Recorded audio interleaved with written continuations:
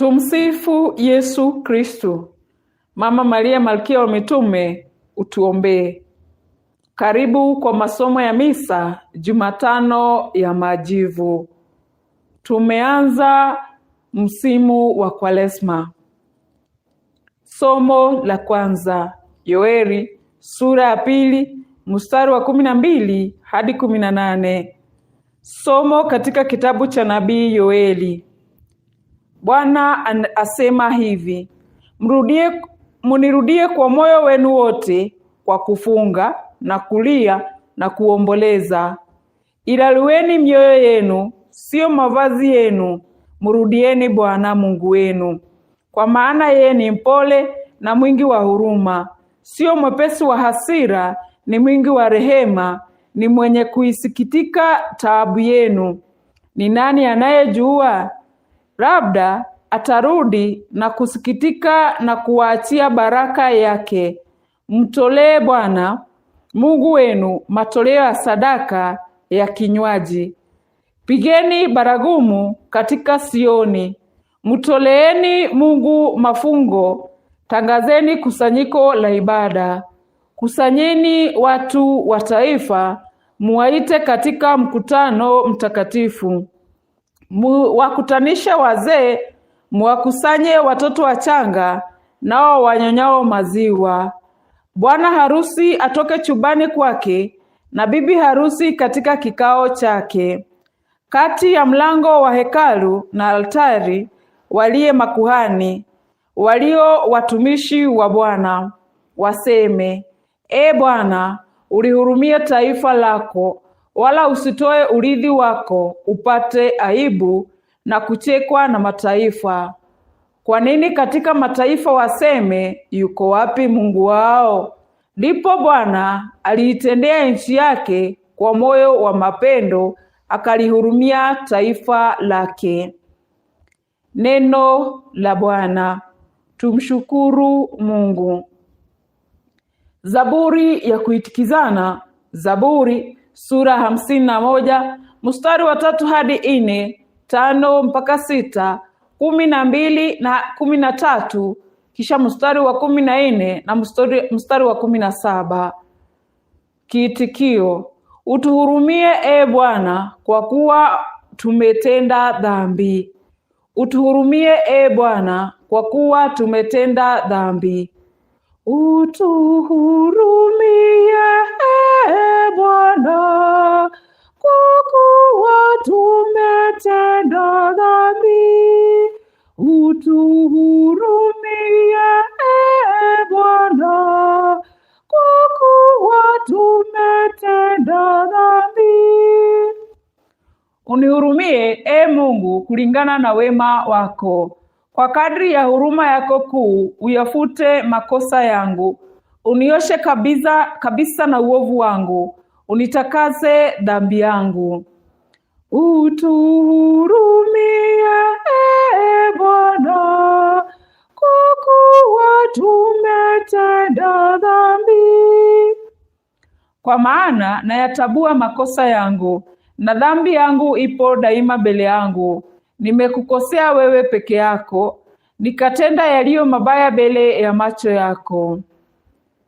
Utuhurumie e Bwana, kwa kuwa tumetenda dhambi. Uniumbie moyo safi e Mungu, ufanye upya roho thabiti ndani yangu. Usinitupe mbali na uso wako, wala usiniondolee roho yako takatifu. Utuhurumie e Bwana, kwa kuwa tumetenda dhambi. Unirudishie furaha ya wokovu wako, unitegemeze kwa kunijalia roho sikivu. E Bwana, ufumbue midomo yangu, na kinywa changu kitatangaza sifa yako. Utuhurumie e Bwana, kwa kuwa tumetenda dhambi. Utuhurumie e Bwana, kwa kuwa tumetenda dhambi. Somo la pili, Wakorintho wa pili sura ya 5 mstari wa 20 kisha sura ya 6 mstari wa 2. Somo katika barua ya pili ya Mtakatifu Paulo kwa Wakorintho. Ndugu zangu, tumekuwa wajumbe mahali pa Kristo, kwa maana ni Mungu anayeonya kwa huduma yetu, na ombi tunalotoa kwa jina la Kristo ndilo hili: mpatanishwe na Mungu. Yeye amemfanya yule asiyejua dhambi kuwa dhambi kwa ajili yetu, ili na sisi tuwe uadilifu wa Mungu katika yeye.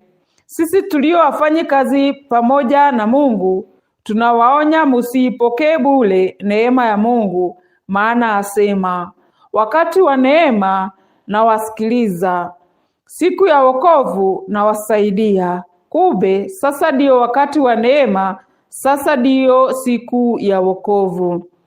Neno la Bwana. Tumshukuru Mungu.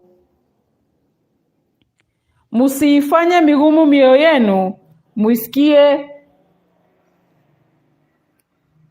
mumusikilize. Msiifanye migumu mioyo yenu, mumsikie. Ingekuwa heri leo msikie sauti ya Bwana, msiifanye migumu mioyo yenu.